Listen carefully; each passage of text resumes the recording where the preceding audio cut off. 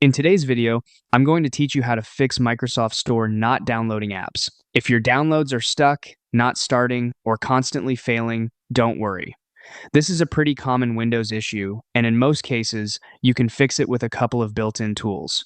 We'll start with the quickest solution first, and then move to a deeper reset if needed. The first thing to do is clear the Microsoft Store cache.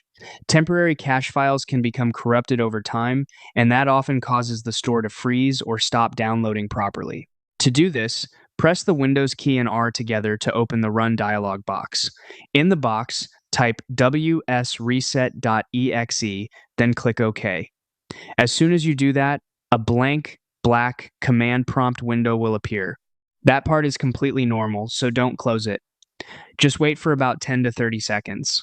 When the process finishes, the window will close on its own, and Microsoft Store should reopen automatically with a refreshed cache. Once it opens, try your download again and see if the issue is resolved. If that didn't fix it, the next step is to repair and reset the Microsoft Store app data. This helps if the problem goes beyond temporary files and affects the app's internal structure. Open Settings by pressing Windows key and I, then go to Apps and then Installed Apps. On some Windows versions, you may see System Components instead. Find Microsoft Store in the list, click the three dots next to it, and choose Advanced Options. On this page, first click Terminate. This forces Windows to close any background store processes that may be frozen.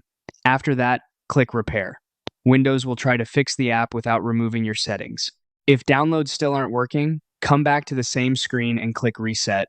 Just keep in mind that this will temporarily sign you out of the Store app, so you may need to sign back in afterward.